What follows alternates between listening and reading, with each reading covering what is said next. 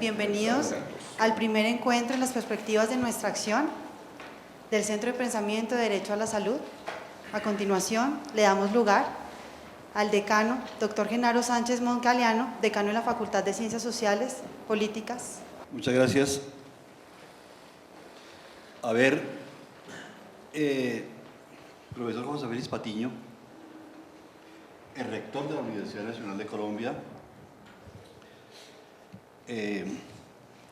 autor de esa gran reforma que se hizo en esta Universidad Nacional de Colombia, que la conocemos como la reforma Patiño.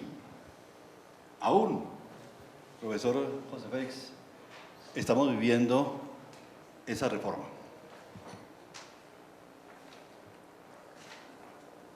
Profesor Hernando Torres, profesora Diana Colorado, señoras, señores, asistentes a esta reunión que tiene como fundamento importante estudiar algunos aspectos relacionados con ese tema que cada día les vela más al gobierno, a los medios de comunicación, a la opinión pública y desde luego en grado sumo a la academia, que es el derecho a la salud. Todos los días escucha uno asuntos que tienen que ver, debates que se presentan en torno a la problemática de la salud. Hoy mismo venía yo escuchando algunas críticas, y anoche también, algunas críticas a una propuesta del ministro de Salud en torno a el gravamen a ciertas bebidas, a ciertos alimentos, entre comillas alimentos, ¿no es cierto?, que en un momento determinado alimentos que pueden causar, digamos que, problemas a la salud, como son las bebidas azucaradas. En fin, el aspecto económico, yo creo que es uno de los puntos más delicados que hay en torno al problema de la salud, mientras que los hospitales dicen que están quebrados, ¿cierto? Las EPS dicen que no tienen dinero para pagar los hospitales, en fin, porque no han recibido los recursos o porque los recursos son insuficientes, en fin, son muchos los problemas que tenemos en torno a esto. Pero lo más importante de todo, señoras y señores, maestros, es que la salud, por definición, la salud por decisión, es un derecho fundamental. Y yo creo que ese es el eje del asunto.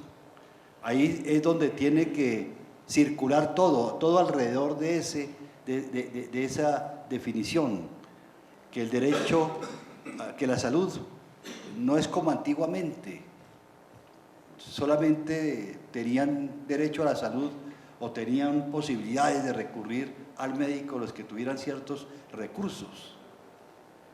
Los que tenían menos recursos era más difícil y los pobres tenían que ir al hospital de caridad. Eso lo vivimos. Personas como quien habla, que ya tiene bastantes años, pues lo vivió en los pueblos, en las ciudades, en los centros. Había que recurrir al hospital de caridad y allá había unas zonas, que llamo yo, habitaciones, que eran para los enfermos de caridad. Pero bueno, eso ha cambiado notoriamente, totalmente. Hoy en día, y tal vez eso tiene mucho que ver la Constitución del 91, yo creo que mucho tiene que ver, digamos que, esa gran fortaleza que se tiene a partir de esa Constitución, que es la Corte Constitucional. La Corte Constitucional ha hecho unas elaboraciones muy importantes, y dentro de esas elaboraciones muy importantes que ha hecho referentes a la salud, aquella que dice, que establece, que declara, porque simplemente lo que hace es declarar, no crear, sino declarar que la salud es un derecho fundamental. Pero bueno, yo no soy el super experto en esas materias. Aquí tenemos expertos de todo tipo. tenemos que agradecerle, o la Facultad de Derecho, la Universidad Nacional de Colombia, agradecerle a Hernando Torres, a Diana Colorado, quienes han sido los motores para estas reuniones, quienes han sido los motores para ese congreso que vamos a realizar en el mes de octubre, ¿no es cierto?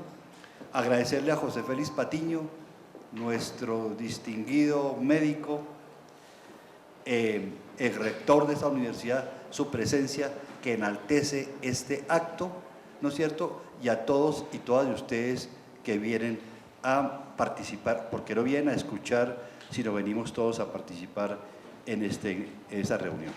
Entonces, sean bienvenidos. Nuevamente, la facultad se siente orgullosa de tenerlos a ustedes acá. Esta es la Facultad Nacional de Derecho, eso quiere decir que es la facultad de todos ustedes. Muchas gracias y bienvenidos a este acto.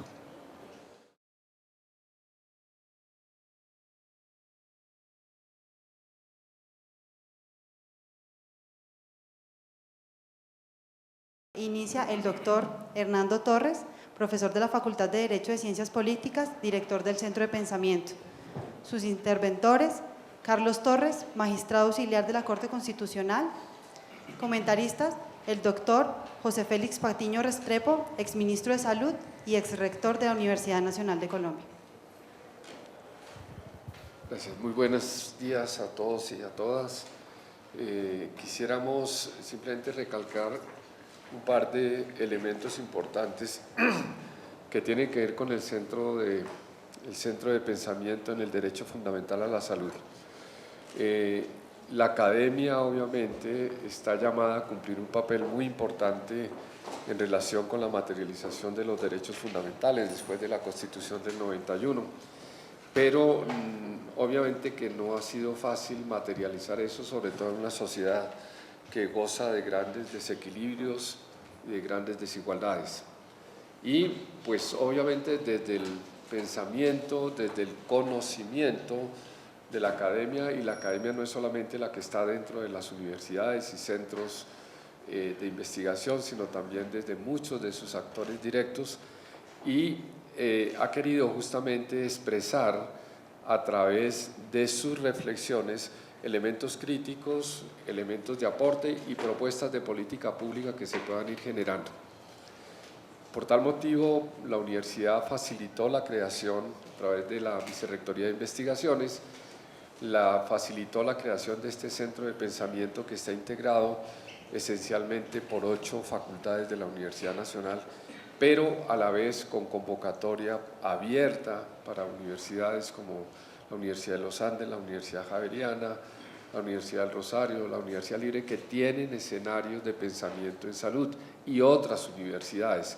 Además de ello, pues universidades públicas como la Universidad del Valle, la Universidad de Antioquia, la Universidad Central del Valle del Cauca, la Universidad de Bucaramanga, la UIS, etcétera, y que poco a poco hemos venido sumando en este proceso de interacción. Interacción entre lo que ya, pues de hecho, se viene construyendo de años atrás, porque además para algunos de los que están presentes en esta sala, eso ha sido una lucha, como dicen varios de sus expresiones, una lucha por los derechos de la salud. Y justamente el escenario que se abre hoy es de cara a una nueva institucionalidad, es decir, la ley 1751 estatutaria de la administración, del derecho fundamental a la salud. Esa nueva ley nos abre nuevos escenarios y nos cuestiona muchos de los elementos del sistema que tenemos de aseguramiento en salud. ¿Y quién más llamado a esto que pues la academia? Y la academia justamente, insisto, en todas sus manifestaciones. Así de que hemos organizado este primer evento. Vamos a tener después de esto en un segundo mes, que es el mes de agosto, un segundo escenario, y culminaremos, como lo ha dicho nuestro decano, con el Congreso Internacional de Derecho Sanitario, que se va a celebrar los días 7, 8 y 9 de octubre, con el propósito también de que ya se haya madurado un poco pues, muchas de las expresiones, de las reflexiones, de las críticas. Es decir, lo que sí está comprometida la universidad y lo que está comprometida el centro es en lograr ver las vías y la materialización de este derecho fundamental de los ciudadanos. Por eso, en el día de hoy vamos a tratar a título de conversatorio. Ustedes están invitados aquí, simplemente escuchamos exposiciones, pero es un conversatorio, no es un congreso donde se están expresando durante 45 minutos o una hora una exposición, sino vamos a tener exposiciones relativamente cortas, con el propósito final de lograr los puntos críticos que necesitamos trabajar. Por eso hemos invitado en este primer eje al doctor Carlos Torres, profesor también de la universidad y que nos ha acompañado en muchos de estos eventos, magistrado actualmente en la Corte Constitucional y que está muy cerca de estos temas y los conoce desde el derecho. El derecho fundamental a la salud no puede existir sin el diálogo que debe permanecer obviamente con las ciencias médicas, con las ciencias humanas, con las ciencias económicas, porque son miradas que se atraviesan y es un fenómeno de transversalidad. Entonces vamos a tener un primer escenario con esta exposición y unos comentarios de nuestro exministro, rector de la Universidad Nacional, profesor José Félix Patiño, y después vamos a tener 3 ejes posteriores con el propósito de terminar hacia la 1 de la tarde. Se había programado hasta las 3 de la tarde, pero debido a varias agendas que se cruzaron por el camino, entonces lo abreviamos hasta la 1 de la tarde. Igualmente trataremos en un segundo lugar todo lo que es el principio de oportunidad, de integralidad, de continuidad en los sistemas sanitarios y su impacto sobre la autonomía médica. Y pues lo coordinará el profesor de la Facultad de Medicina, Mauricio Torres. Igualmente 2 escenarios posteriores sobre plan de beneficios con el profesor Mario Hernández y obviamente las exclusiones que se expresan en la ley. Y finalmente lo que tiene que ver con el eje de la estructura de la gestión del sistema que lo coordina la doctora Diana Colorado y que tendremos también otras exposiciones sobre eso. Insisto, el propósito es que quede abierto este escenario académico para que quien desee hacer una intervención, señalar algún punto, pues lo pueda manifestar. Entonces vamos en primer lugar a darle la palabra y agradecerle al doctor Carlos Torres su presencia dentro de nosotros, que nos va a dar los antecedentes de las decisiones de la Corte Constitucional sobre el derecho fundamental a la salud. Muy amables. Buenos días. Ante todo, agradecer la generosa invitación del doctor Hernando Torres Corredor, director del Centro de Pensamiento en Salud de la Universidad Nacional, y en particular a este grupo que para mí resulta desconocido, pero que afortunadamente por alguna suerte de coincidencia permitió que pudiésemos ponernos en contacto y que el doctor Torres estimase que yo pudiese en este evento pronunciar algunas palabras que entiendo se deben constituir en un pretexto para disertar, pero más que para disertar, creo yo, para reflexionar en un cierto sentido de la importancia de la ley estatutaria, del derecho fundamental a la salud y con ese ejercicio se apunte a, creo yo, lo más importante, materializar ese derecho fundamental a la salud en un contexto social que, en mi sentir, sigue absolutamente urgido de esa necesidad, reitero, de realizar efectivamente ese derecho.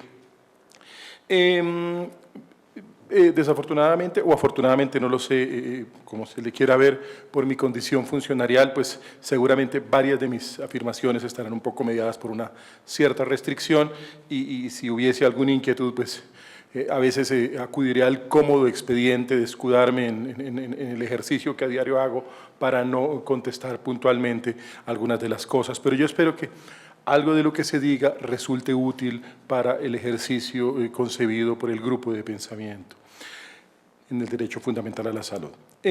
Yo querría hacer esta pequeña presentación como en dos momentos, en 2 circunstancias.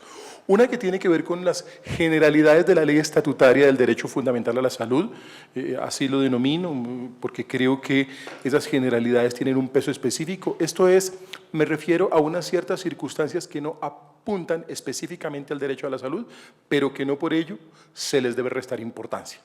Y una segunda a asuntos específicos del derecho a la salud, a lo que me contraeré en mucho a lo que refiere la sentencia C-313. Yo me he acudido al poco cuidado gesto de traerme este librillo que creo que todos pueden apreciar. Esta es la sentencia de la ley estatutaria, así que ustedes entenderán que estas 580 páginas sufridas, créanmelo, sufridas, eso fue un ejercicio realmente agobiante. Pues contarlas en este poco tiempo es materialmente imposible, pero seguramente algunos de los aspectos que se digan espero susciten la curiosidad, y seguramente ya hay múltiples observaciones, múltiples críticas en relación con este documento. Finalmente, uno entre más escribe un documento, entre más extenso es, más corre el riesgo de fallar, y seguramente este documento producido por la Sala Plena de la Corte Constitucional con el apoyo de muchas personas de la misma Corte, pues no está exento de esos yerros, de esos cuestionamientos. Afortunadamente, como toda obra humana, es susceptible de ser mejorada, y seguramente la misma jurisprudencia de la Corte, en la medida en que la sociedad civil y los diversos estamentos vayan fijando los puntos en los cuales ha de ser revisada, reconsiderada, pues se irá haciendo. En cuanto a las generalidades, básicamente apunto las siguientes. Lo primero es que se trata de una ley que tiene la peculiaridad de ser estatutaria. ¿Eso qué significa? Significa que por el tipo de ley, por el hecho de estar soportada en unos consensos mayoritarios diferentes de los de la ley ordinaria, tiene una particularidad, y es que los contenidos que allí están cuentan con un cierto blindaje, gozan de un cierto blindaje de lo que pudiese ser un eventual capricho de modificación legislativa. Si la ley estatutaria goza de una mayoría reforzada, la reforma de los contenidos estatutarios de esta ley, porque no lo son todos, pues seguramente requerirá unos consensos de ese mismo nivel, y no bastará un cierto capricho, un cierto acto de voluntad absolutamente efímero y transitorio para pretender modificar lo que allí está. Me parece que eso es positivo y se debe ver de ese modo. Ciertamente también eso supone una dificultad. ¿Cuál es? Que donde hubiese inconsistencias, donde hubiese puntos para revisar, contenidos para mirar si efectivamente realizan o no el derecho fundamental a la salud, pues allí entonces lo que en un momento es una virtud, en otro momento se constituirá en un defecto, en un problema. Pero por lo pronto, que sea el optimismo, que sea la posibilidad de leer esto en favor del derecho a la salud, lo que signe la aproximación a la ley de parte de todos los estamentos, y en esa medida lo primero que ha apuntado, que es esa condición de estatutaria, valga la pena ser anotado, ser defendido, ser considerado. Una segunda nota, y es que la condición de estatutaria le da un lugar en la jerarquía normativa importante. No se trata de cualquier tipo de ley, sino se trata de un tipo de ley que en relación con otras normas goza de un plus, de un peso específico, casi que, repitiendo esas palabras tan socorridas en el contexto de los abogados del profesor Ronald Dworkin, pues esto también, al igual que si fuese un juego de cartas, el que esté jugando con la estatutaria gana, es una carta ganadora, es una suerte de comodín. Seguramente no como contar con la Constitución de su lado, pero en una discusión contar con la estatutaria siempre será mejor que contar con un decreto, con una resolución de la administración. Ese lugar de la ley en la jerarquía normativa supone una bondad que debe ser también vista, también tenida en cuenta por parte de quien haya de confrontarse, bien como académico, bien como operador del sistema de salud, bien como funcionario de un ente gubernamental o bien como funcionario judicial. Una tercera generalidad que creo debe ser anotada es que, si bien es cierto la presencia de la ley estatutaria de salud, no es suficiente si era necesaria. Me explico. Sabido es que la ley per se no logra la transformación de la sociedad. Yo creo que una de las cosas que se nos suele cuestionar a los abogados es nuestra gran capacidad para hablar y nuestra escasa capacidad para resolver. Esa es una observación que yo creo que sigue teniendo, ni más faltaba, peso en muchos escenarios. Yo no tendría reparo en que lloviesen todas esas piedras sobre mi profesión y ni más faltaba, con todo el respeto de los juristas que hay en esta mesa, algunos dirán que estoy un poco desbocado, pero esas cosas hay que decirlas. Pero el hecho de que la ley per se no logre transformar la sociedad no la hace innecesaria. Al contrario, la ley es una necesidad. ¿Por qué? Porque muchas demandas en salud, sin la existencia previa de la ley, eran anhelos, eran deseos. Con la ley ya no son anhelos ni son deseos, son derechos. Y la condición de derecho, y en esto me confieso absolutamente próximo al positivismo y más al paleopositivismo que el seniano de viejo cuño, pues la ley en ese sentido tiene una virtud, y es que resulta exigible ante un estrado judicial. No es lo mismo reclamar una prestación, no es lo mismo reclamar un derecho en salud fundado en el anhelo, en el deseo o en la necesidad, que reclamarlo con fundamento en un precepto que tiene carácter vinculante y en razón del cual puedo acudir ante una autoridad administrativa o judicial y forzar el cumplimiento de lo que ese mandato dice. En esa medida creo que debe ser un aspecto tenido en cuenta.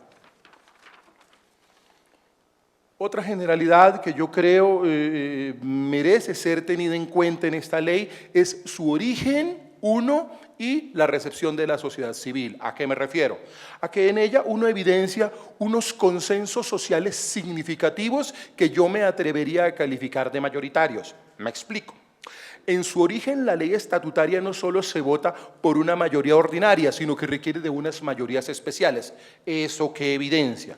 Evidencia que hay un grueso sector de la sociedad, o hubo un grueso sector de la sociedad interesado en que esta ley viese la luz.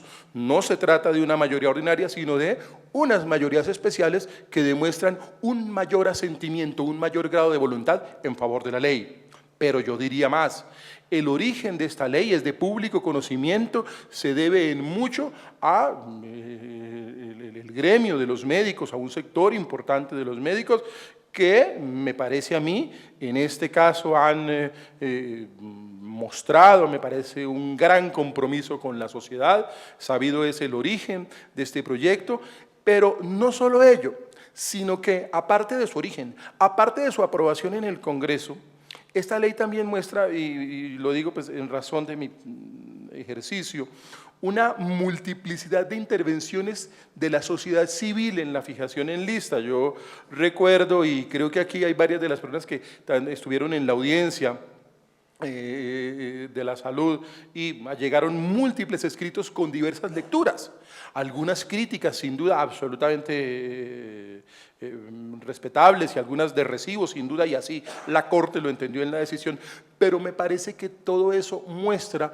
que es una ley que supuso, supone y seguramente supondrá un importante interés por parte de la sociedad y en mucho un importante asentimiento por parte de la sociedad. Yo creo que eso merece ser defendido. Y agregaría más sobre el punto. Diría que los diversos reclamos de algunos sectores de la sociedad civil en ese proceso un poquitito dificultoso de la sanción de la ley estatutaria muestran que una vez producida la decisión de la Corte que avaló esta ley, pues sin duda hubo un deseo de diversos sectores de la sociedad civil que esto alcanzase la pronta firma presidencial para que entrase en vigor.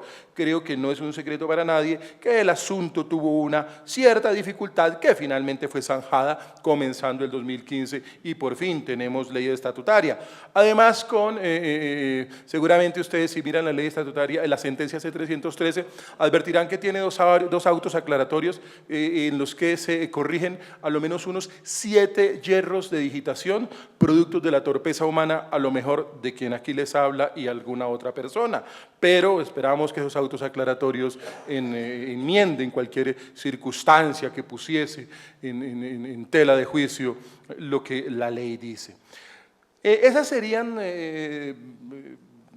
señoras y señores, como las generalidades sobre las cuales yo querría dejar esta constancia, porque podrían hacerse perder de vista.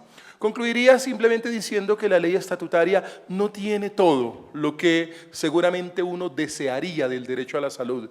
Diría más bien que se trata de un punto de partida y diría que como cualquier norma jurídica, uno le podría adosar lo que el profesor H.L. Hart señalaba como una cierta indeterminación y también evidenciaría una cierta imposibilidad del legislador de prever todos los eventos futuros que habría de satisfacer la ley. Eso, resumiéndolo, hace a la ley perfectible, como cualquier obra humana es susceptible de la perfectibilidad. En esa medida las críticas que caigan sobre la ley también serán más bien reclamos para que sea mejorada. Habría que distinguir entre lo que tiene de negativo, que eso probablemente merezca ser discutido y eventualmente modificado, pero también entre lo que no tiene. Eso no haría mal a la ley, sino a lo sumo la haría incompleta, que son cosas conceptualmente diferentes y apuntan a soluciones distintas. Lo negativo supondría una supresión o un retiro, lo faltante lo que supondría es un complemento, pero no la censura de lo existente, porque me parece que son posturas críticas que definitivamente no van a lo mismo. En cuanto a las especificidades de la ley, seguramente son muchas. Yo creo que a lo largo de los varios artículos ustedes pueden encontrar diversos aspectos que incluso en un afán, en un intento de ser exhaustiva, la Corte trató de revisar, de encontrar, pero los ojos de expertos a veces ven muchas más cortas. La fría mirada después ya sobre el documento, el tiempo transcurrido y la tranquilidad de los días, pues seguramente evidenciarán muchas cosas por decir, pero yo creo que también de eso se trata un poco y creo que el ejercicio que propone el doctor Torres, a lo menos en relación con esta ley, apuntará a eso. Pero yo señalaría los siguientes. Uno, la declaración de derecho fundamental del derecho a la salud. Yo creo que ese es un logro importante. Me parece que con eso se cierra esa difícil situación para el juez constitucional de estar tratando de tejer argumentativamente en cada caso concreto si se está frente a un derecho fundamental, porque al estar frente a un derecho fundamental el juez de tutela puede impartir órdenes, pero si no se está frente a un derecho fundamental el juez de tutela no puede impartir órdenes. Acá ya no, simplemente la salud es un derecho fundamental y ya no hay que acudir a lo que algunos llamaron la sinuosa figura de la conexidad. ¿Está en riesgo la vida, sí o no? Primer problema, y había que preguntarle a los que realmente nos pueden decir si eso es así o no a los médicos, pero no siempre el asunto era tan pacífico. Uno, porque el oído del juez a veces no tiene el entrenamiento para percibir el mensaje del galeno y a veces porque el galeno tampoco tiene la facilidad de orientar a ese lego juez diciéndole si sí o no está en riesgo el derecho fundamental a la salud. Me parece que esa estipulación ahorra un poco ese camino, cierra esa brecha problemática.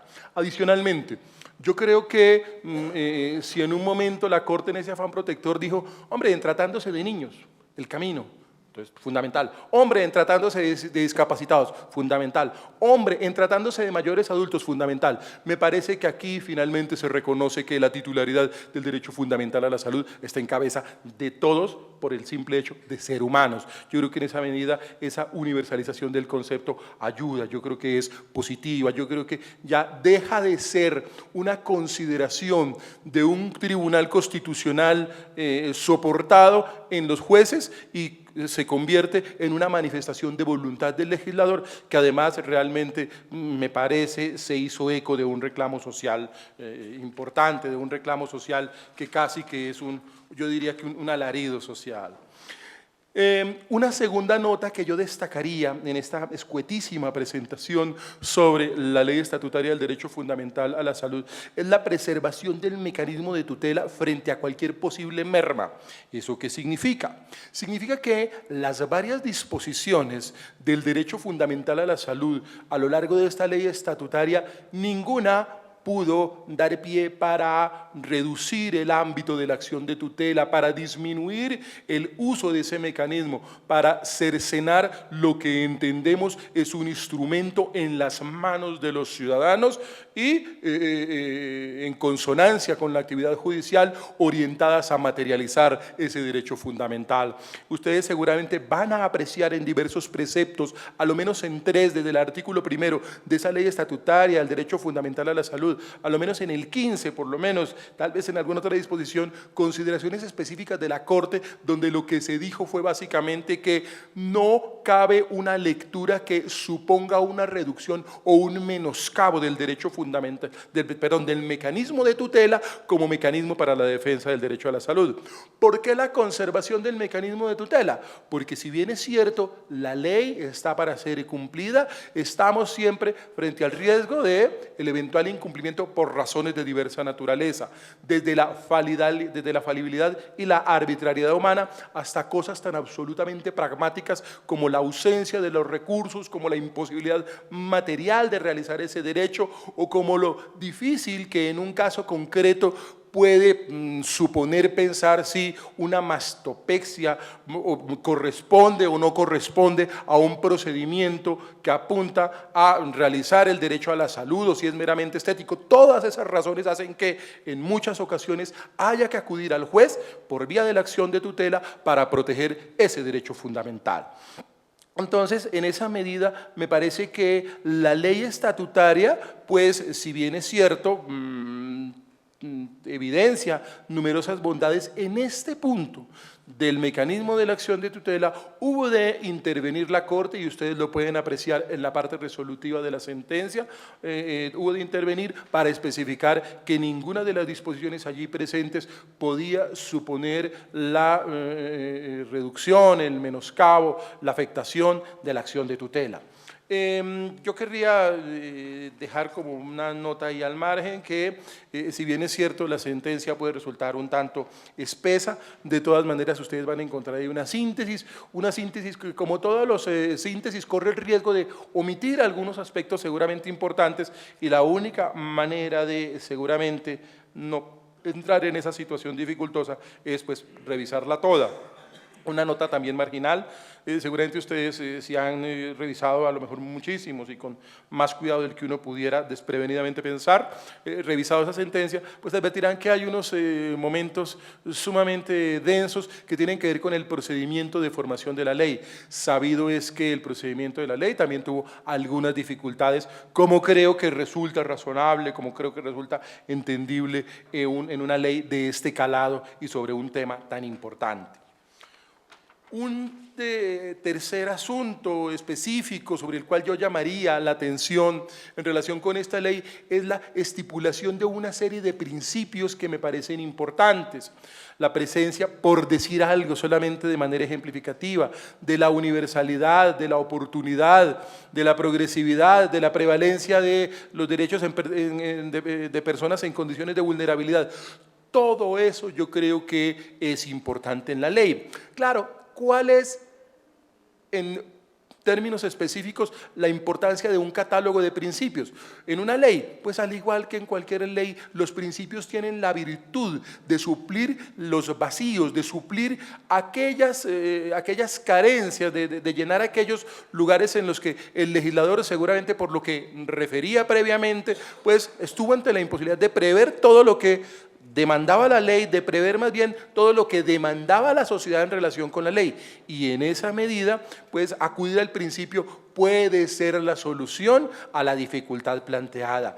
Los principios, como es sabido entre las personas próximas al derecho, pues tienen lo que se denomina una cierta fuerza expansiva, tienen la potencialidad de ir colmando espacios en los casos concretos que una regla específica no puede llenar. A veces el juez tiene unas reglas muy puntuales y está frente a la duda, o a veces el funcionario de la administración y está frente a la duda si debe ordenarse el tratamiento, debe suministrarse el medicamento, debe expedirse la orden correspondiente, y definitivamente lo que oriente el asunto es la presencia de ese principio. En la aplicación de ese principio, en no pocas ocasiones, es que logran satisfacerse las expectativas de demanda en materia de salud. Por eso yo llamaría a una lectura de ese principio y a una asunción de esos principios por parte de tanto de quienes tienen la condición funcionarial y están vinculados a la prestación del derecho, como de los mismísimos ciudadanos que seguramente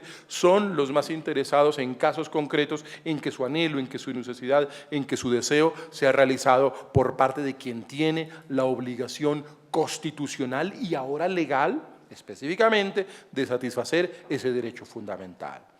Otro asunto que me parece de suma importancia, como una suerte de un cuarto asunto en este deslavazado listado de puntos relevantes de la ley estatutaria en consonancia con esta C-313 del año inmediatamente anterior, es el de la cobertura del plan de servicios, que ha sido uno de los temas seguramente importantes y del que poco o nada diré en la medida en que entiendo que es uno de los objetos específicos de consideración en esta mañana.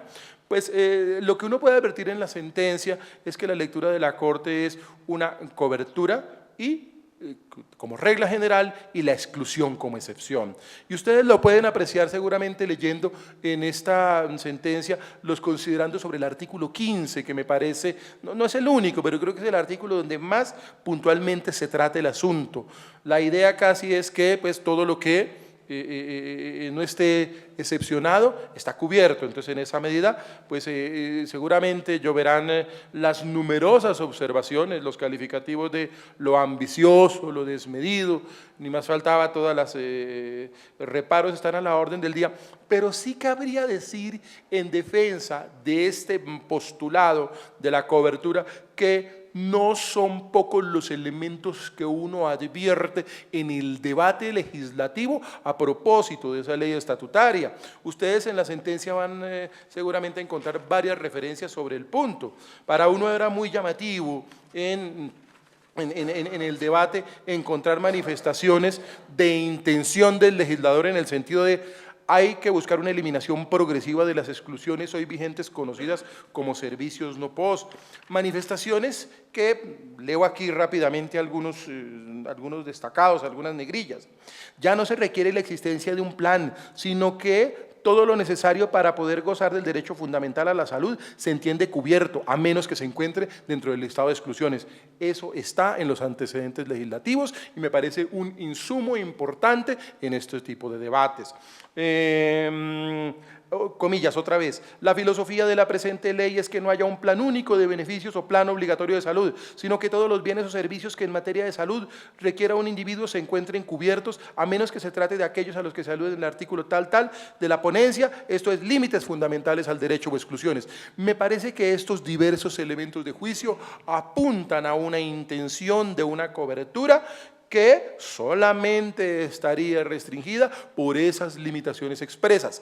Y además esa idea me parece que tuvo la virtud de, o tiene la intención, a ver si se logra, eliminar esa zona, la famosa zona gris, de la que tanto se habla, de esa expresión que hace carrera en diversos escenarios de, bueno, ¿esto qué? ¿Está cubierto o no está cubierto? Me parece que aquí se elimina un poco esa discusión problemática que servía de caballo de batalla a veces para denegar la prestación del servicio en casos realmente dramáticos. Creo que eso es una bondad que seguramente también tiene todos los reparos y como muy inteligentemente decía el doctor Torres Corredor ahora, pues habrá que también seguramente escuchar a los economistas, habrá que escuchar a los estudiosos del gasto público que nos llamen la atención seguramente sobre varios aspectos problemáticos en este punto.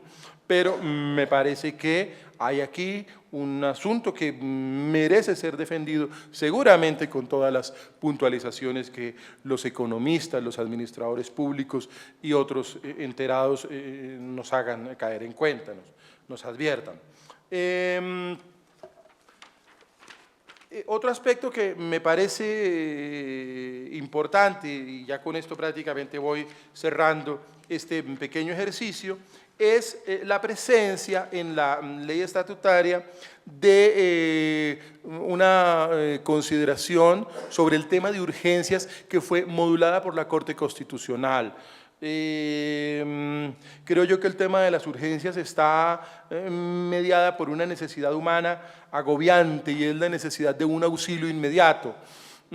Si bien es cierto, la ley estatutaria se preocupó por el tema, la Corte entendió en una sentencia que esa preocupación no era exactamente la adecuada y moduló. Dijo, un momento, el tema de las urgencias no solo implica la atención inicial, porque las urgencias no solo son iniciales, sino son de diversa naturaleza, y en esa medida fueron los médicos los que muy afortunadamente y muy oportunamente nos orientaron sobre el tema. Pues uno prácticamente leía las disposiciones y decía, hombre, bueno, es cierto, el tema de las urgencias tiene una múltiple naturaleza que uno casi que en su ignorancia y en su desconocimiento del tema no alcanza a advertir, pero que afortunadamente en las diversas intervenciones y en las diversas discusiones que, créanme, en infatigables a veces discusiones, durante muchas horas nosotros llegamos a aproximarnos al asunto, es que el tema de las urgencias tampoco puede estar mediada por decisiones de orden administrativo. Yo creo que ustedes seguramente van a encontrar en la sentencia algunos aspectos que incluso para un glamoroso del derecho resulten de poquísimo cuidado, pero más allá de que no resulten particularmente cuidadas, pues creo que lo relevante es el mensaje. En la sentencia se apunta a cosas tan puntuales como que lo deseable sería que en cada hospital hubiese un urgenciólogo, un experto en este asunto. Lo deseable y es lo necesario es que quien determine si se está frente a una urgencia no es ni la señora de la ventanilla mirando un listado, como recientemente tuve la experiencia hace 15 días en algún lugar, ni el señor de seguridad, el portero del hospital correspondiente, inspeccionando a la persona a ver si de verdad si es una urgencia o no se está ante una urgencia, ni la enfermera en el triaje, por calificada que sea, sino creo que es el médico. Creo que es el médico el que está llamado con su suficiencia a decir si un síntoma que uno presenta, por banal que pudiese ser, él es el que tendrá que decir, hombre, eso que parece en principio tan banal es el inicio de un proceso verdaderamente crítico al que hay que darle un tratamiento pronto. Esa es un poco la intención que hay en esta consideración sobre las urgencias, que ustedes la pueden apreciar aquí, tal vez, y aquí me excusan porque la memoria es frágil, veleidosa y traicionera, y mucho más a estas penosas alturas de la vida. Pero creo que es el 14, de todas maneras, ahí lo pueden ubicar seguramente con la mayor claridad. Otro asunto sobre el que yo querría ya ir cerrando la consideración de la ley es que la ley y un poquito la Corte se pone a tono con la ley, es los diversos momentos de preocupación por los estados de salud. Me explico. Aquí la idea no es solamente una preocupación por lo que yo llamaría, y me excusan las autoridades en la materia si el término no se corresponde con la exactitud académica, la salud curativa, sino que hay un espacio para la salud preventiva, pero también hay otro espacio importante que yo ya no sé si se puede hablar de salud paliativa, pero por lo menos el ejercicio paliativo que se presenta cuando ya prácticamente la medicina se siente impotente para restaurar la condición de salud, pero al menos sí se logra preservar la calidad de vida en aras de la dignidad humana. Me parece que todas esas dimensiones están consideradas en la ley y la sentencia intentó, espero yo con buena fortuna, ponerse a tono con ese asunto.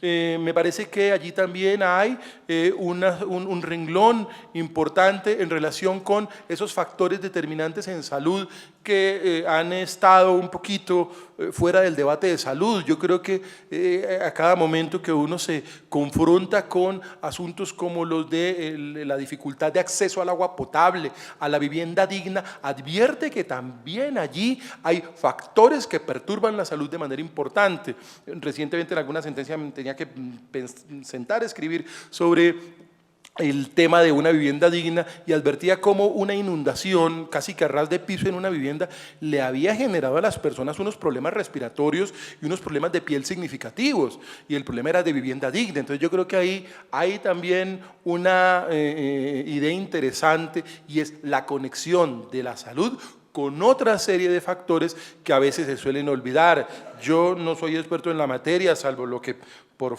necesidad y por fuerza hube de aproximarme a este documento y mi lectura casi que con cierta devoción y con cierta fruición de los numerosos informes de la Organización Mundial de la Salud que por lo menos para mí fueron capitales en este ejercicio, del peso que tiene la seguridad alimentaria, del peso que tiene la administración hospitalaria, del peso que tiene la capacitación de los profesionales, y yo creo que aquí hay varios aspectos de esos puestos en esta sentencia.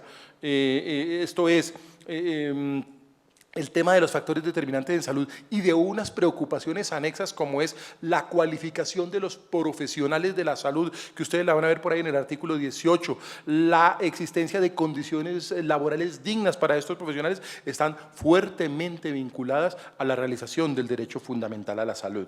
Finalmente, cerraría con con otro asunto importante, que es el asunto de la autonomía médica. Ustedes encuentran allí una perspectiva interesante en el artículo 17, donde se busca que sea el galeno, sea quien sabe, el que defina lo que requiere el paciente y no sea el administrador en salud, porque es posible que esa percepción del administrador en salud no esté exactamente signada por la necesidad de restaurar, de atender la salud del paciente, sino por otras motivaciones que pudiesen constituirse en obstáculo para la realización de ese derecho. Por eso, la defensa de la autonomía médica fue un asunto importante y seguramente ustedes van a encontrar en varios de estos aspectos, por ejemplo, en el aspecto de los deberes, en el listado de los derechos, las posibilidades abiertas para que una legislación posterior y una normatividad posterior le vaya abriendo el camino a esta ley estatutaria de la salud. Yo quiero creer ingenuamente, y no sé si el profesor Torres suscriba este pueril deseo de mi parte, de que ejercicios como el de este centro de pensamiento se constituyan en los presupuestos de la formulación de futuras políticas públicas de carácter gubernamental para lo que pudiese ser la implementación de esta ley estatutaria del derecho fundamental a la salud. Muchas gracias. Muy amable, doctor Carlos Torres, por la resumida exposición que hace de semejante sentencia, que creo que le gana a la T760 en amplitud. Pero justamente se trata de ir avisorando los núcleos esenciales y por eso pues, nos acompaña nuestro exrector, el profesor José Félix Patiño, quien va a realizar algunos comentarios sobre lo que está sucediendo en relación con los postulados de esta ley. Profesor.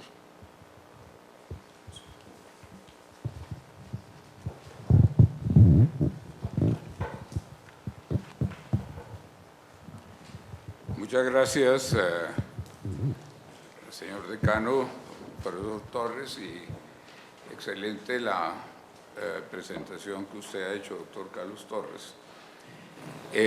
Primero que todo, yo debo decir que para los médicos la sanción de la ley estatutaria representa un triunfo después de una batalla de muchos años. Pero es muy curioso que nosotros que celebramos con gran regocijo la sanción de la ley estatutaria, en otros países les parece un poco casi chistoso, cómico, que ustedes estén en ese debate. ¿Cómo así que ustedes tuvieron que ir a declarar la salud como un derecho humano? Cuando eso en todos los países del mundo, menos en los Estados Unidos y en Colombia, estaba establecido. Colombia tomó el modelo norteamericano del Managed Care. Debo decir que después de 4 años de estudiar medicina aquí en la Nacional, transferí a la Universidad de Yale, estuve allá 10 años, y de manera que soy muy amigo de los gringos, soy muy amigo de los Estados Unidos, pero tienen el peor sistema de salud del mundo, al tiempo que tienen la mejor asistencia individual como sistema es el peor, porque es el más costoso, el más inequitativo y el que no cubre a la totalidad de la población. Es la única nación entre las naciones industrializadas que no tiene 100% de cubrimiento de su población. ¿Y qué fue lo que ocurrió? En el año 73, tal vez fue, era la elección de presidencial en los Estados Unidos, y por esa época se había encargado al doctor Paul Ellwood, un hombre muy eminente, un médico muy eminente, de proponer un sistema de salud que pudiera servir a lo que se creía que iba a ser una gran ciudad, la fusión de Washington con Baltimore y con Filadelfia. Y él propuso un sistema de salud prepagado. Por esa época, el gran magnate de los seguros estaba en Chicago, no recuerdo el nombre, y fue uno de los grandes contribuyentes a la campaña de Richard Nixon.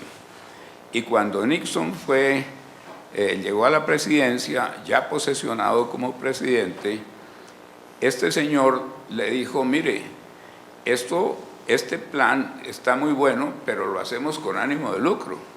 Y naturalmente a Nixon y a todo su gobierno ultraconservador le pareció perfecto eso, y se estableció por primera vez en el mundo un sistema en el cual había negocio en la atención de la salud. Esa fue una figura que nunca existía hasta entonces. Eso se llamó el Managed Care, lo hemos traducido como la atención de la salud administrada o gerenciada. La palabra gerenciada todavía no está en el diccionario de la Real Academia, pero es tal vez la más adecuada. ¿Y qué se hizo aquí en Colombia? El doctor Juan Luis Londoño, economista, tomó de los Estados Unidos el modelo y creó por primera vez también en Colombia la industria de la salud, y convirtió la salud en una mercancía. Y entonces comenzó la pasión de los médicos, porque nos enfrentamos entonces ahora a unas barreras que las EPS, que son los entes intermediarios que se llaman empresas promotoras de salud, se supone que son aseguradoras, recibían el dinero y crearon una cultura de no pago a los hospitales y de barreras a los pacientes.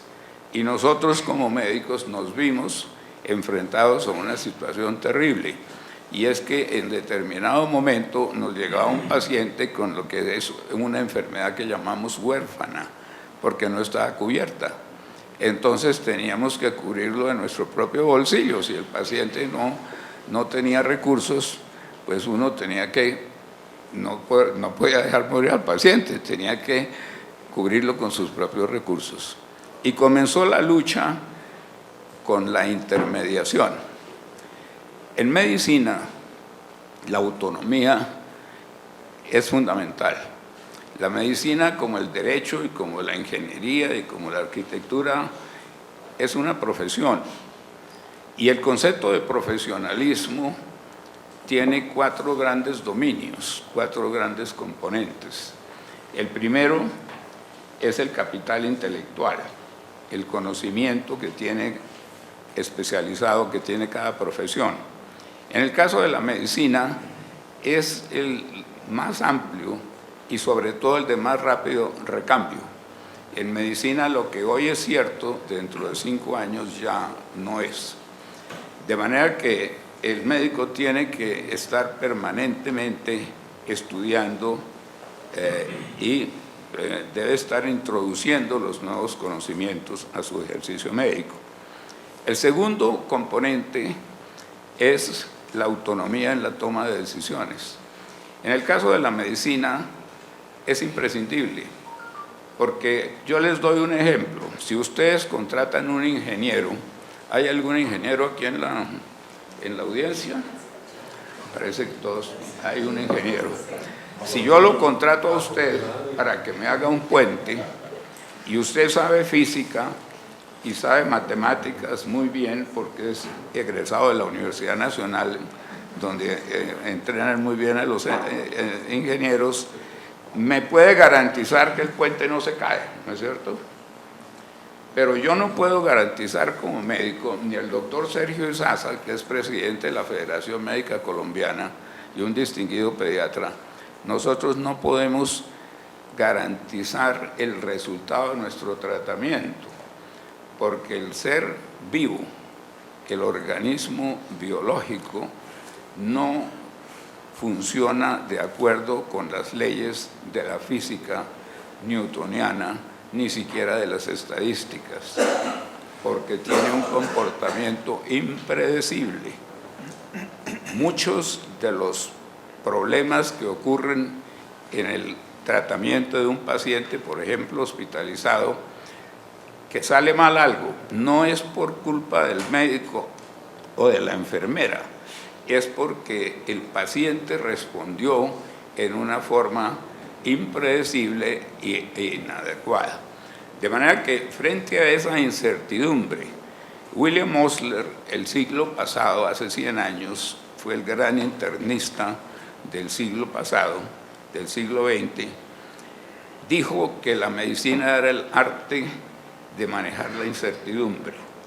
De manera que frente a esa incertidumbre nosotros tenemos que usar raciocinio lógico, conocimiento, experiencia para tomar una decisión.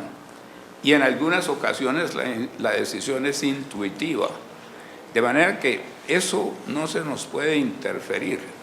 A nosotros no nos pueden decir desde un llamado comité técnico científico que existe en las EPS, usted no puede hacer ese tratamiento porque si yo pienso que mi paciente requiere esto, a mí no me puede decir un comité burocrático que interferir con mi decisión, no me puede impedir que yo haga lo mejor que yo crea que debo hacer por el paciente. De manera que la autonomía en la toma de decisiones en medicina es imprescindible. El tercer componente del profesionalismo pues es el compromiso de servicio a la sociedad, y pocas profesiones están tan comprometidas con servicio como la medicina. Y el cuarto componente es la autorregulación, y también la Ley 100 de 1993, que creó este sistema de atención de la salud gerenciada, pues también le quitó la autorregulación a la medicina. Ahora se nos regula desde allá y se ha producido un fenómeno absurdo, que es que el imperativo hipocrático, que es el ejercicio de la medicina en un marco de ética milenaria, 2500 años tiene, ha sido sustituido por un mandato burocrático. Y es la única profesión que está en esa situación. Ninguna de las otras profesiones tiene un intermediario que le esté interfiriendo su acción. De manera que para nosotros la ley estatutaria representa una victoria, porque nos devuelve, como usted lo ha dicho, la autonomía y le da al paciente el derecho a ser atendido. No puede existir en Colombia una enfermedad que sea huérfana, que no esté cubierta por el sistema. Eso no puede ser. Sí puede haber exclusiones, las tiene que haber. Por ejemplo, el más fácil de entender, la cirugía estética, que se la hacen los hombres, no solamente las mujeres. Entonces, la cirugía estética, pues eso no debe estar cubierto. Medicamentos que están todavía en investigación, en proceso de investigación, y que en un protocolo determinado ya han demostrado ser buenos, pero no han sido aceptados por la FDA en los Estados Unidos, o por la Comisión Europea, o por el gobierno de Colombia, pues no deben estar incluidos. Si nosotros tenemos, que es muy conocido el caso de la oncología, si tenemos un paciente con un tumor maligno y tenemos esta droga que da 87% de efectividad y vale 10, y sale lo que llaman en la industria otra molécula que da 87.5% de efectividad y vale 100, pues entonces la de 100 se excluye y se sigue usando la de 10. Ese es el tipo de exclusiones que puede haber, no de enfermedades, no de patologías. ¿Cuál es la preocupación que nosotros tenemos?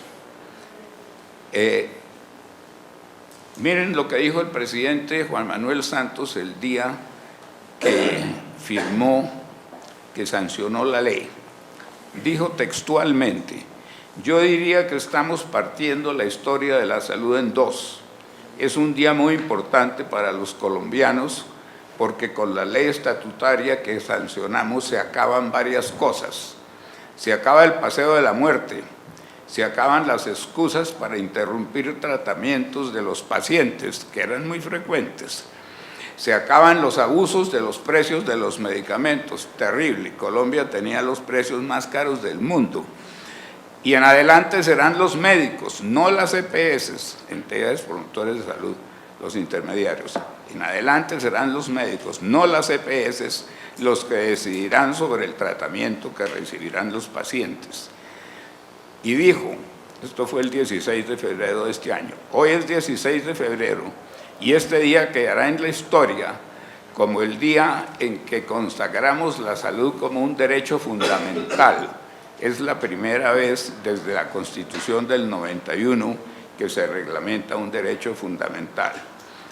Y dice otras cosas y termino con esta frase textual del presidente. ¿Qué significa en la práctica que la salud sea un derecho fundamental y no un servicio?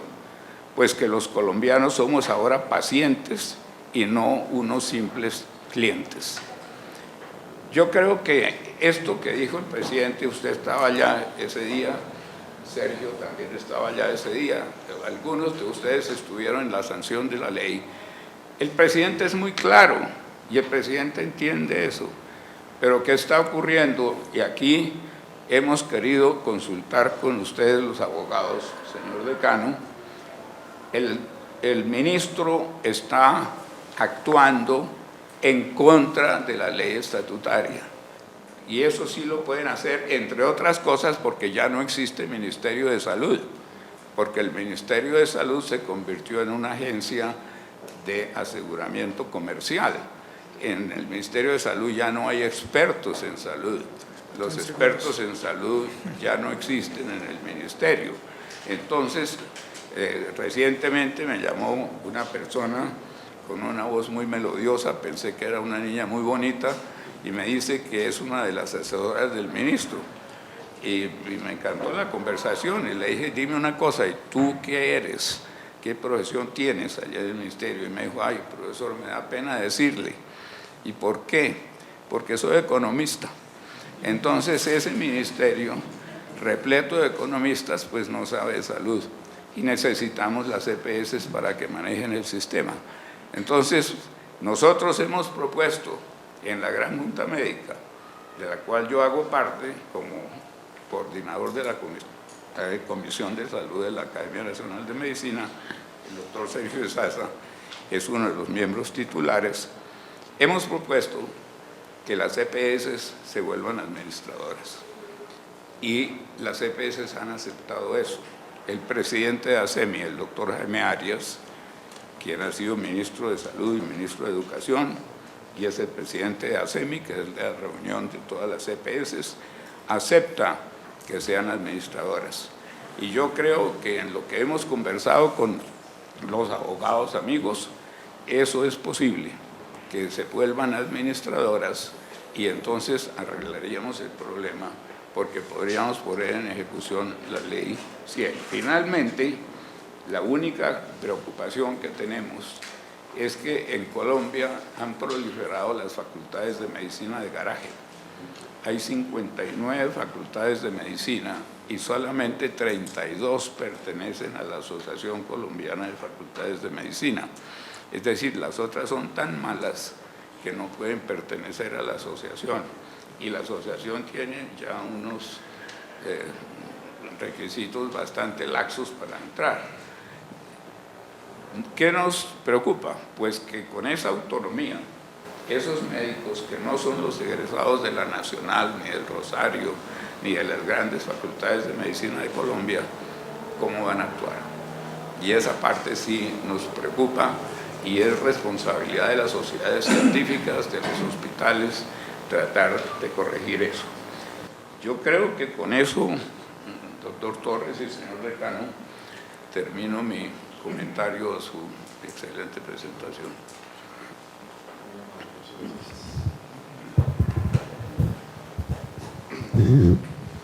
Muy amable profesor, tú eres un profesor para nosotros. Quisiera simplemente, pues como este es un escenario muy cualificado, darle las gracias a la presencia del doctor Sergio Izaza de la Federación Médica que nos acompaña acá, al doctor Héctor Castro, quien es el director del Instituto de Evaluación de Tecnologías en la Salud, que nos ha querido acompañar el día de hoy para nuestra ilustración, el doctor Néstor Álvarez de la Asociación de Pacientes de Alto Costo, lo mismo los integrantes de la Facultad Nacional de Salud, la doctora Esperanza Echeverry, y el doctor Edgar Castañeda de Naciones Unidas, del Alto Comisionado de Naciones Unidas, también que nos va a acompañar en todo este proceso de acá, lo mismo a Miguel Uprimi de la Cámara de la Salud de Azocajas y obviamente nuestros colegas profesores de la universidad, el profesor Gañán también de la Universidad de Antioquia que ha venido aquí, decano, nos acompañan también unos magistrados y unos jueces que han venido para integrarse, nuestra decana de enfermería y además sí, vamos justamente a la mecánica de esto, para decirlo de alguna manera, era, digamos, una intervención, unos comentarios, y abrimos a quienes quieran hacer una intervención, buscando siempre aquellos puntos, como nos han señalado tanto el doctor Félix Patiño como el doctor Carlos Torres, algunos elementos que han de continuar, que deben de profundizarse, que deben esclarecerse, o como bien se decía, o llenar, o continuar hacia adelante, o incluso criticar hacia adelante. Nuestra decana de la Facultad de Enfermería, por favor, tiene la palabra. Sí, muchas gracias.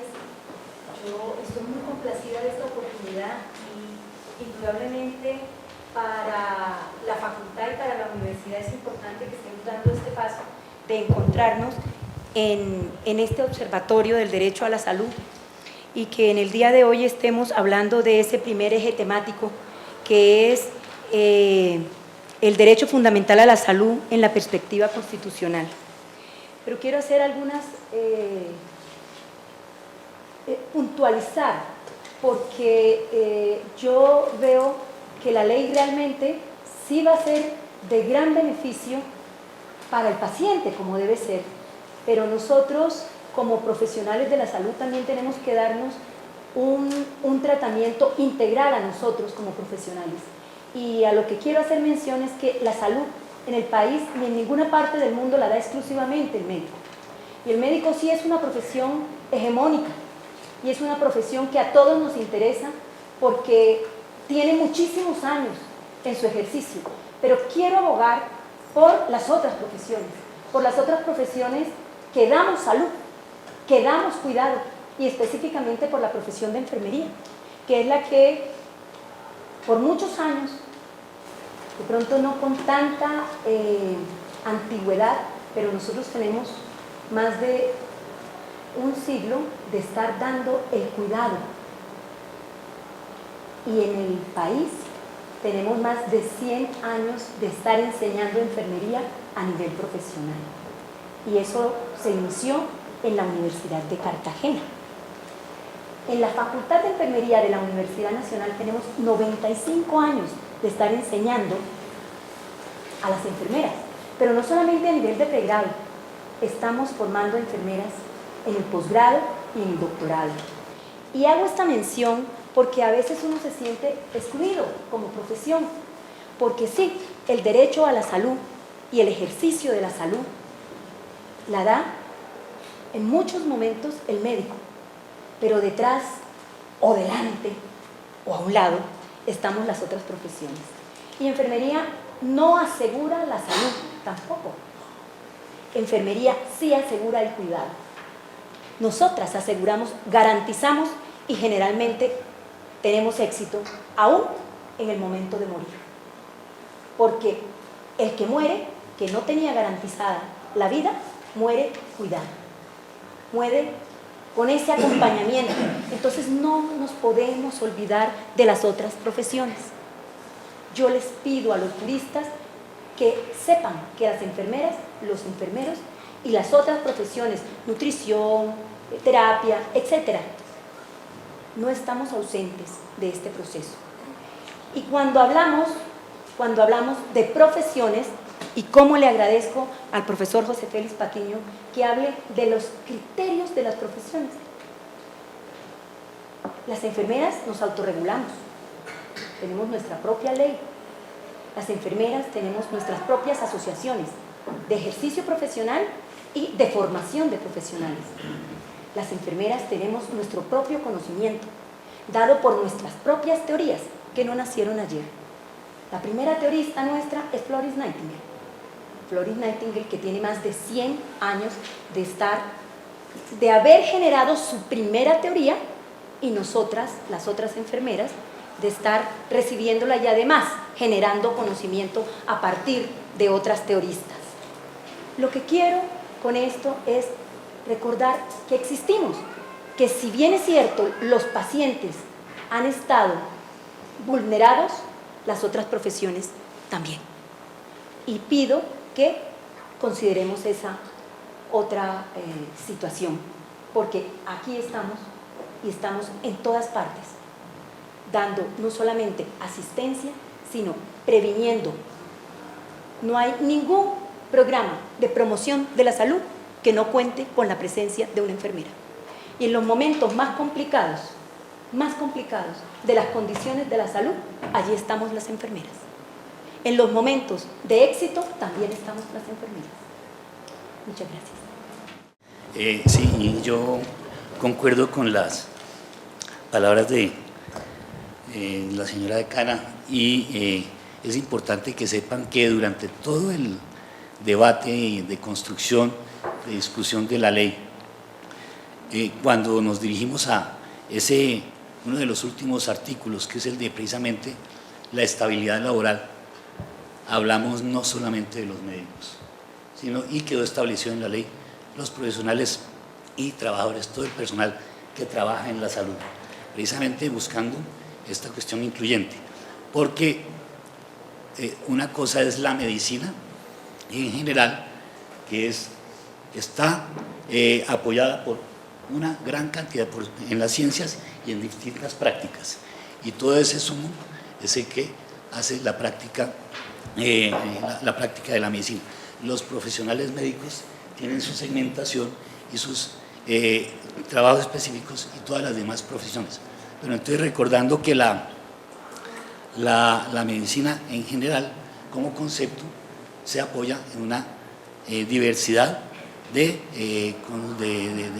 prácticas, de actividades, y se apoya también en las ciencias, de manera que por un lado eso, y por otro lado buscando siempre en la construcción de la ley, se habló de la desmedicalización del concepto de salud, y por ello fue la insistencia tan fuerte y persistente de mantener y de lograr, hasta que así lo logramos, incluir los determinantes sociales en la ley, porque siempre en las discusiones con el ministerio, con los senadores, con personas que asistían a la Junta, este era un punto que teníamos que prácticamente que guerrear, y finalmente lo logramos sacar adelante en la ley.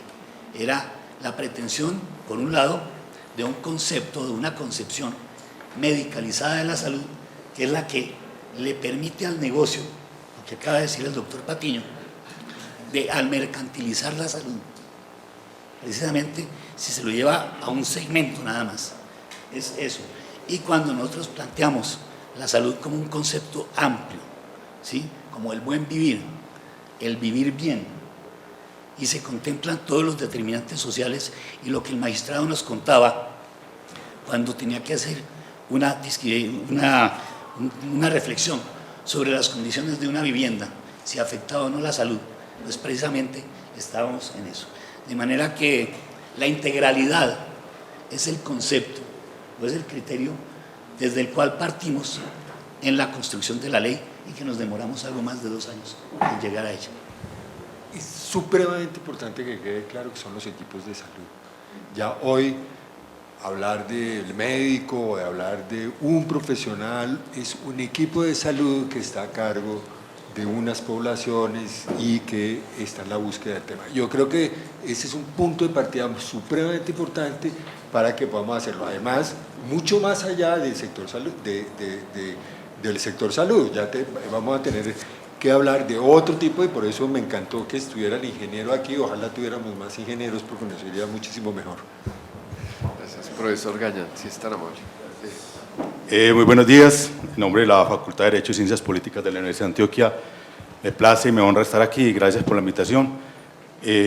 Obviamente un tema que nos ha preocupado tanto por mucho tiempo, desde que tenía pelo, y que ahora nos preocupa más porque hemos pasado algunas fases de muchos de los que están aquí. Estamos aquí desde la misma Ley 100 del 93, desde la reglamentación desde la 1122 y la 1438, desde los famosos decretos de emergencia social, desde las posibilidades de reformas como las del año pasado, que finalmente no pasaron, y en donde nos decían que había que hacerlas porque había que hacerlas, hasta ver momentos tanitos como la 760-2008, donde pensamos algunos que iba a ser la panacea y que íbamos a rescatar la fundamentalidad del derecho a la salud, hasta momentos tan importantes como la ley estatutaria y la sentencia C313 de 2014. Yo tengo que decir algunas cositas nomás a raíz del tema, y es que creo también que la ley estatutaria es un logro social, jurídico, político interesante, pero desde mi punto de vista, y he sido muy crítico, a pesar de que de muchos años estamos promoviendo una ley estatutaria también, es un logro, en la actualidad, un logro formal. Y yo creo que ese logro formal y formalista que tenemos se debe convertir a través de escenarios como este, pero a través de los escenarios de los profesionales de salud en general y de la integralidad de las profesiones, en una realidad, en que el acceso no sea realmente formal, sino que, como se dice ya en Latinoamérica, ya tenemos muchos derechos, pero necesitamos que esos derechos pasen de ser derechos formales a derechos reales, con acceso real, efectivo, material, con equidad. Entonces, en ese sentido, creo que la ley estatutaria formalmente, como lo decía el doctor Carlos, formalmente implica que haya un derecho fundamental de que se haya reconocido como tal. Nos demoramos 23 años para ello. Yo personalmente, a pesar de que había propuesto desde mi tesis doctoral, que se llamó Los muertos de Ley 100, prevalencia de la libertad económica sobre el derecho fundamental a la salud, pensaba de que si uno realmente en derecho hablaba del bloque de constitucionalidad y de la integración y de lo que significaba la sentencia, lo que significaba todo esto, ya teníamos un derecho fundamental, materialmente, que cumplía todos los requisitos de un derecho fundamental y los cumple, como la universalidad, como que es imprescriptible, como que es inviolable, como que vincula a las autoridades, etc. Tenemos una ley estatutaria, pero yo diría que más allá de la ley estatutaria hay que seguir viendo el derecho, porque me preocupa que un ministro como el que tenemos en la actualidad nos saque un escrito donde diga cómo se debe entender la ley estatutaria. En 3 hojas que en esto tenemos hace como 15 o 20 días, donde dice precisiones sobre la ley estatutaria. Y es que el derecho tampoco es la ley estatutaria, y es que el derecho tampoco es el listado, y es que el derecho tampoco es el POS, y es que el derecho tampoco es el sistema. El derecho es un asunto de humanidad, un asunto de la persona, un asunto material, un asunto que va más allá. Y, por ejemplo, en la ley estatutaria, en las exclusiones hay algo que nos viene preocupando. Yo no estoy de acuerdo, no estoy en desacuerdo con que haya evidencia científica, por ejemplo. Obviamente la debe haber, pero se pone uno a pensar en la medicina indígena, en la medicina ancestral, en la medicina que ha tenido tanto valor, en que ellos van a crear una universidad de medicina indígena donde están por emitir el CISPI, que es el Sistema Integrado de Salud Propia Intercultural de los Indígenas, y resulta que como no hay evidencia, entonces sería una de las grandes exclusiones. Y excluir la medicina indígena implica violar principios tan importantes como el principio de la aceptabilidad y la pluralidad, artículo 7 de la Constitución, y la aceptabilidad de la observación 14 del Pacto Internacional de Derechos Económicos, Sociales y Culturales. En ese mismo sentido, entonces, el derecho sigue siendo algo integral, integrador, y eso no se nos puede olvidar. Y más allá de una ley, yo diría, y lo propuse también desde hace muchos años, que hubiésemos cambiado la Constitución, un acto legislativo donde hubiéramos dicho de una vez y por todas que la salud era un derecho fundamental. ¿Por qué? Porque sabemos que la ley estatutaria tiene mucha fuerza, pero ¿qué tal que tengamos un Estado o un gobierno que piense que hagamos una estatutaria en donde cambiemos esa ley? Claro que como juristas estaríamos diciendo, no lo permitiríamos porque existen unos principios tan bonitos como el de progresividad y el de no reversibilidad, pero qué bueno que hubiéramos podido cambiar en un acto legislativo la Constitución de una vez y por todas. Lo que decía el doctor Carlos ahora, a mí me tocó personalmente cuando estaba haciendo mi tesis, cuando un director de tesis se me rió en la cara y me dijo, ¿cómo así? ¿Que usted quiere hacer una tesis y fundamentalizando la salud?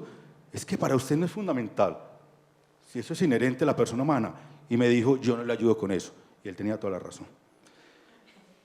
Lo otro es decir que no solamente son determinantes sociales.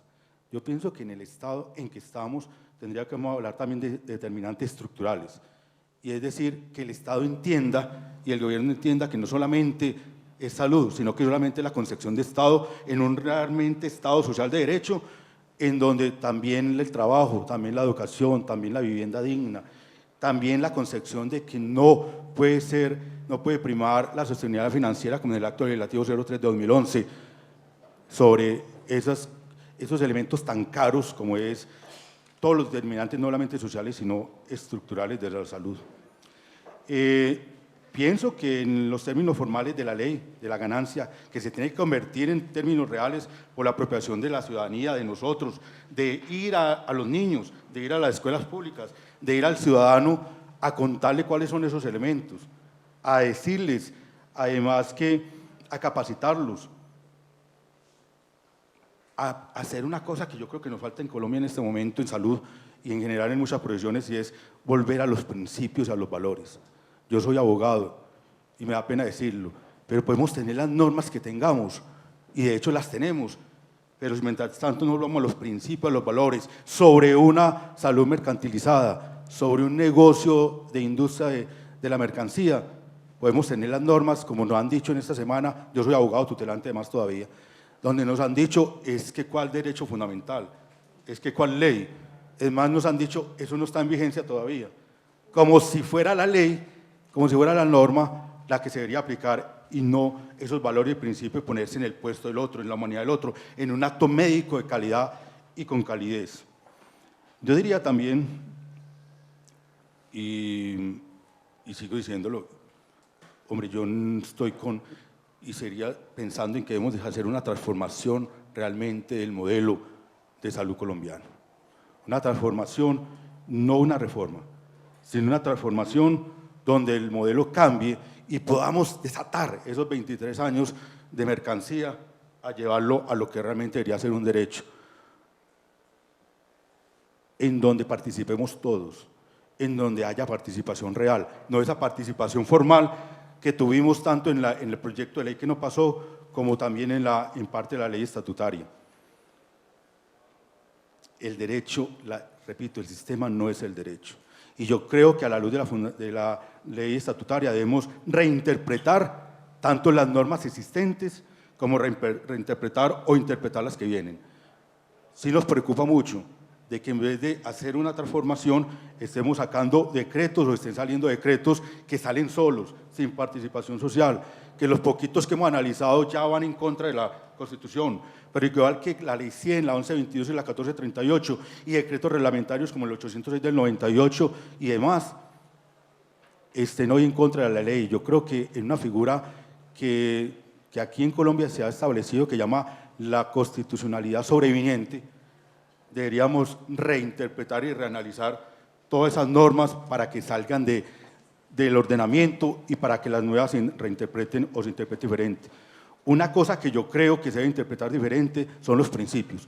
A pesar de los principios que trae la ley estatutaria, creo que todos los principios, sobre todo los de la Ley 100, inclusive los que están en la Constitución, se deberían reinterpretar a la luz de, por ejemplo, cuando hablamos de solidaridad, parece ser que en Colombia la solidaridad importante es la económica y que esa es la fortaleza y que en los países nos ven como una solidaridad económica importante, pero la solidaridad va más allá, va la solidaridad intergeneracional, va la solidaridad humana, la interinstitucional. O sea, es reinterpretar a la luz no de la estatutaria, sino del derecho fundamental, todos los principios que tenemos.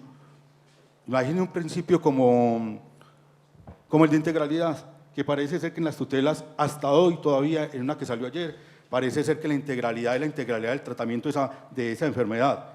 No, la integralidad es un concepto amplio, mucho más grande, que cobija todos esos determinantes que ya hablamos.